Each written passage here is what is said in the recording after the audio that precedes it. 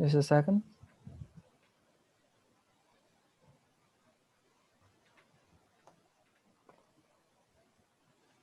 Yes, we are now live, dear.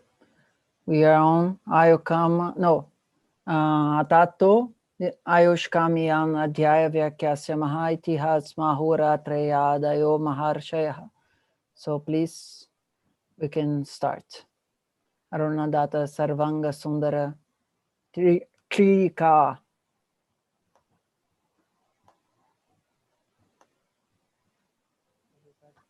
Okay.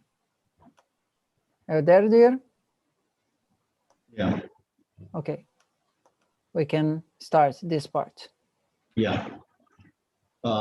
Here, actually, they are giving importance to the term that which is used in the particular sutra.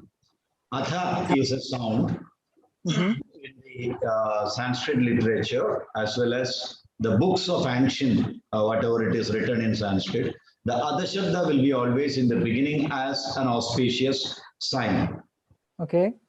Other shabdesmin mangala adhikara. Actually, it is mangala adhikara. Anandhyēṣu dreshtabhyaha. So mangala, auspiciousness has to be there. Why? Mangaladinam hi shastranam tad adhyedrinam cha nishpradibandha pravrittihi abhipradatta sadhanaya jayate. If the mangala is told, the signs as well as the people who are studying it for them, there will not be pradibandha, there will not be obstruction.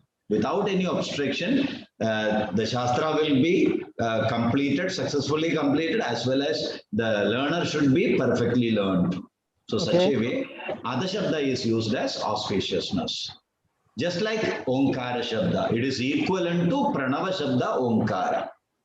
So Om as well as Atha are the two sounds always be there in the beginning of even the normal literature writing as well as in the mantras. Why they are Mangalo? It is very important. Kandham Vitva Viniryato. Actually, both the sounds are being pronounced by opening the Kandha. So Kandham is very important place for the articulation. Through that, it comes in an open sound. That is why Omkara as well as Adha Shabda is always auspicious. This is what is the first para says. We can understand that it opens this space, right? And also in the throat and also somehow in the mind. Once again? This kanta, we can understand that's not only opening the shrotas in the throat, but it's also kind of doing this for our mind also to be more with open space to study. Actually, how far you can relate it with the mind, that is a big question. But still, I will say, Kantha is the location where the sound system starts. Okay. Because we believe that the sound comes from the bottom of our udara and that air is passing through the kanta. If the kanta is clear, then the sound is clear. Okay. Clear. Now, second para. After that atha, there is another word ataha. The ataha is the beauty is whenever say after that, ataha is generally after this. After this, when a person says something you would have already told or something communication would have been happened already. So that is why it is adhikarana. This new context is going to be started related to the previous one. That is why ataha shabda sound is used after atha shabda. So āyuṣkāmīyam shastram adhikriyate yavad atha urdhvam pratanyate. So he is telling that now we are going to start the Shastra, that which is being desired by a person who wanted to have a long life. So what would have been already talked, what is really the long life? Somebody would have requested for the long life. So, okay, I will give you the way to get that one. So hereafter, I am going to start you what are important for the āyuṣkāma. So what has happened previously? Somebody would have come to the Rishi requesting for a long life. Okay. So he explained the importance of long life. Then he is telling that here in this science, what are the points to be taken care to have a long life. That's why after that atha śabdha is being used. Tantra parisamaptehe tat sarvam āyuṣkāmīyam vetitavyam. So the whole science is included in this āyuṣkāmīyam, because whatever it is explained from the first sloka to the last sloka of the tantra, they are all very much relevant to have a long life. That's why tantra parisamapti, till the end of this, whatever be the subject matter is there, that is going to be there in the āyuṣkāmīya. That means... But here, the sense of more than one life and life going to other life is not appearing so much of the sound āyuṣ. Actually, that is coming into the next paragraph when he is speaking about āyuṣ. āyuṣ, okay. Here only atha śabdha, okay. Atha śabdha is anandaryam. After this is the meaning. So first he told atha śabdha, that is namaskara. After that he is going to explain, hereafter I am going to explain to you the subject matter that which is very much needed for a person who wish to have a long life. So for showing the continuation and whatever be the term that used as the chapter's name, the subject matter is going to be explained hereafter. For that, atha śabdha is used. Now, why there is vyakhyasyamaha? It's a big question. Because if a teacher is telling, he would have used vyakyasyami. Why vyakyasyamaha? Because vayam vyakyasyamaha, uttamapurusha bahuvacana. So he is asking why that is being used. In the next line, he is telling that even though I am the single person, asmado dvayoscha, it's a grammatical important. See, actually, I am only going to tell you, but whenever I use the term there is a rule in our Sanskrit literature, idekatvevi bahuvajana vidhanad. I am speaking about the third line, okay? Going to the third line. Vidhanad abhilashantīti yuktameva atra ekasminnapi bahuvachanam. Because I am only going to tell you, but why I am telling this one? I have learned it from so many people. The knowledge is being from many people's idea. I may be a single one telling this now, but still this is a production or product of many great people who involved in this science. So even though the speaker is one, you can take it in bahuvacana. As a tradition, right? Yeah, as tradition is speaking. Yes. Okay. Or because the tradition. I may be a speaker, but I am telling to you as a single speaker, but this is the wish of many people who lived till now for this science. Yes. So that is why. Now he is coming. What is āyuḥ? āyuḥ sharira indriya sattva atma samyogaha. So he is telling that āyuḥ is nothing but sharira indriya sattva atma samyoga. Combination of sharira, indriya, sattva and atma.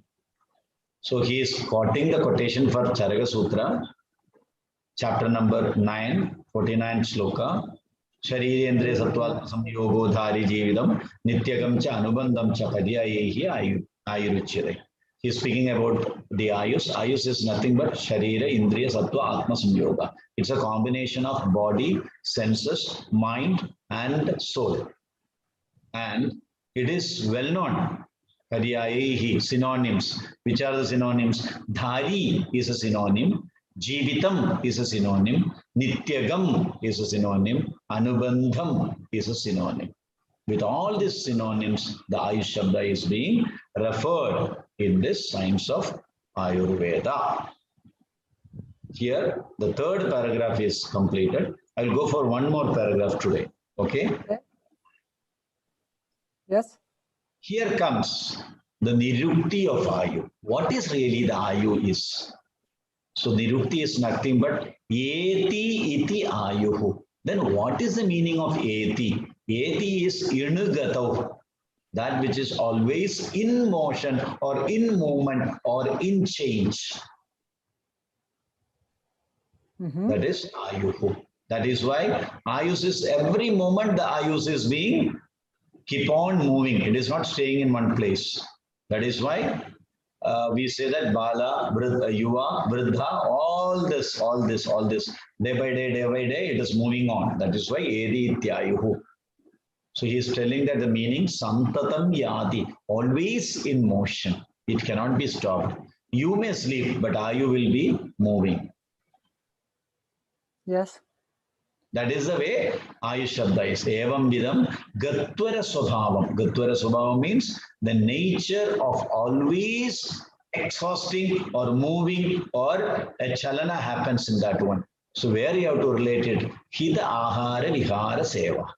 How this movement is happening, it depends upon Hita āhāravihāra seva. So Hita, Ahara and Vihara has to be followed, and what has to be removed? Ahita Varjanena. Ahita Varjana means immediately you have to take the understand. Ahita Ahara Vihara Varjanam. Hita Ahara Vihara Seva. Okay. With that, what you can do? Sthiri Bhaved. The āyuṣ can be little bit stabilized. So you should not take that sthiri bhaved, the meaning as fixed. Yeah, that which is put a full stop and no movement is happening. It is not like that. Whatever be the avastha, in that one it is stable, that's all. Still, the gati svabhava, the āyuḥ is not is not stopped. It will be keeping on moving, but the stability of the movement will be perfect. That means what that age require, all that properties and strength will be there at that time. Such an āyuṣ. So you should not take that. The gati svabhava of the āyuḥ is being stopped. Never. It cannot be possible. But there will be a stability in its motion. Okay? So the person who wishes such an āyuṣ is called āyuṣkāma. Okay. For them, tebhyaha hitam. For them, this chapter is good. That is why āyuṣkāmīya manena is being used. So the one who wishes for a long life or a stable life, for him this chapter subject matter is very much good, hitam. That is why this chapter is known as āyuṣkāmīya. For the person who wishes to have a long, stable life. Here the grammar is asusoho samartya, because that is samartyam. Samartya means a person who wanted to have it. That is why here you can see āyuṣ śabdha will become āyuṣ. Shin will come. So be the person who wants that the sh will come. Actually, because of that samartyatvam, that means what do we call it as samasa vigraha samartyam, eligible to join āyuṣ śabdha with kama śabdha. Then the sagara which is followed by ka, that is again grammar. The sagara which is followed by ka automatically will become sha. Sure. Sha. Okay, this is just explaining the sa to sh in the āyuṣ. This is for, yes. This is the explanation for how the sh sound has come. Because āyuḥ, there is a sakara. The sakara is transferred, not at over. I am going to stop in this one, okay? Next one. Yeah. And he is telling that tasmai hidam. Hidam means always good for that person, he who wish for āyuṣ. That is why there is a pratyaya, favor, good for that. There is a pratyaya called cha pratyaya. With that, cha. With yeah, not the cha that we are used, the cha. Okay. Cha. You have to read it as cha pratyaya. So with that pratyaya, you will get āyuṣkāmīya. Yeah, that sound is coming. āyuṣkāmīya sound is because of that cha pratyaya. What is the speciality of cha pratyaya? It is showing indirectly hidam, good for that. That meaning automatically you will get from this pratyaya. That is a grammatical important here. Okay. I hope you understood. Yeah.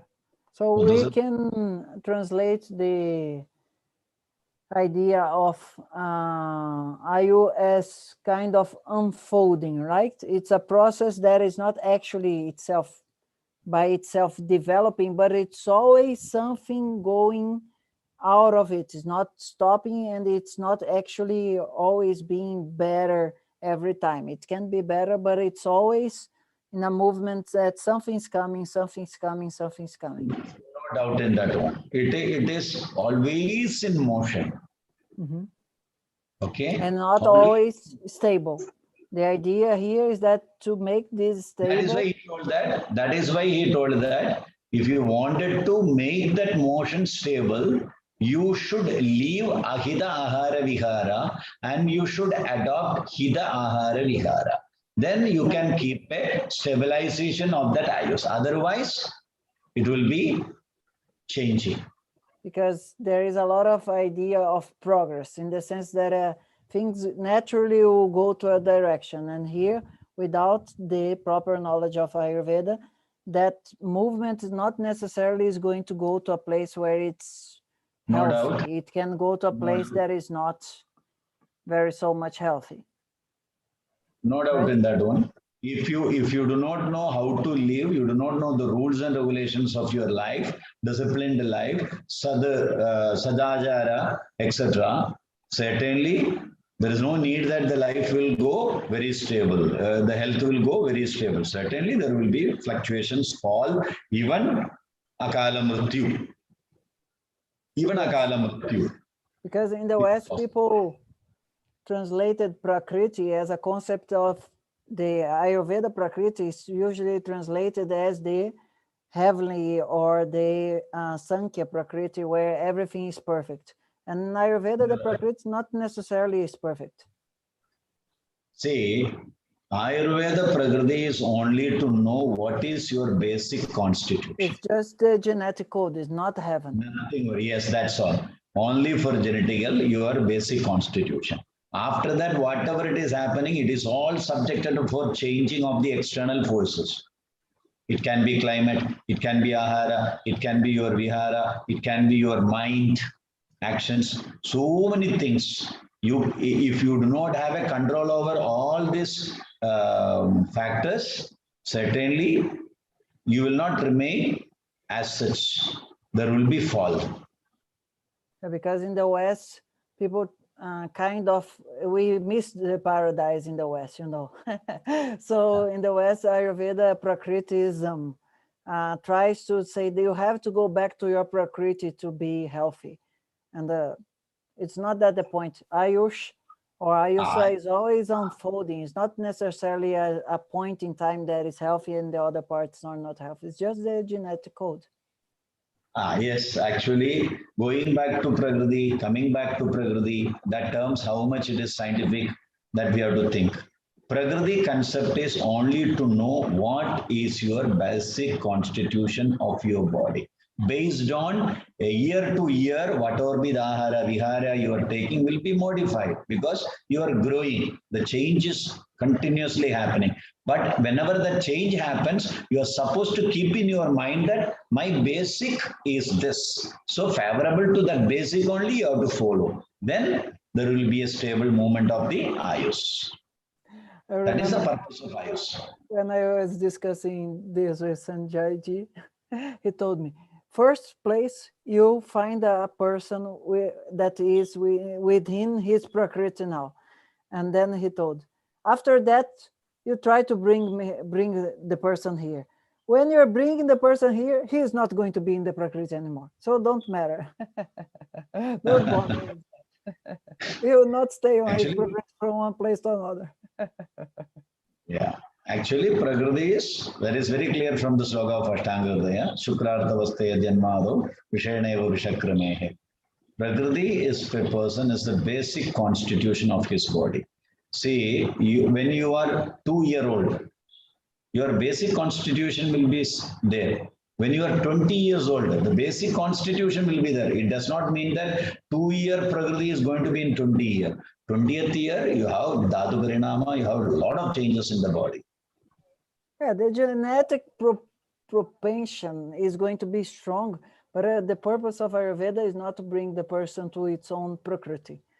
In the United States and in the West as a whole, this idea that, oh, you're going to find your prakriti and you're going to live in your prakriti and you're going to be pitta dosha and you're going to live pitta dosha diet and all this stuff.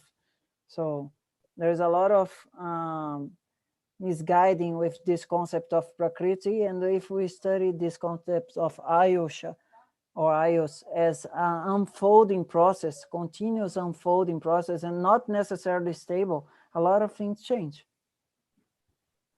That's why I told you, there are a lot of changes happening when you are changing your age factors, dhatu factors, growth factors. There are so many things changes. But the thing is very clear, if you know your prakriti, the changes can be stable and healthy. Yes. Accordingly, you have to choose your āhāravihāra and you have to leave the opposite āhāra and vihāra. Then the movement change is compulsory because your dhatu is changing. Yes, the conditions, the weather, the place that you live, a lot of things. No doubt in that one. Prakriti helps you only to know what is your basic constitution of the doshas. So if you are choosing the āhāra and vihāra accordingly, your āyuh movement will be stable. It will not imbalance you. Yeah, it's the foundation of the house, but it's not necessarily where you're living. It's below you. Okay, very nice. So for the people that are watching, this is going to be a playlist where we discuss these tikas with our Professor Ramdas-ji. Now we are going to stop the transmission just to do a mantra there. Okay. Gurur Brahma, Gurur Vishnu, Gurur Devo Maheshwara, Gurur Sakshat Param Brahma, Tasmai Shri Gurave Namah. Om. We dedicate this to the memory of our beloved Sanjay Pisharodi. Yeah, I'm sure. God bless you. I'm sure. I'm stopping the live now. Oops, okay. the transmission.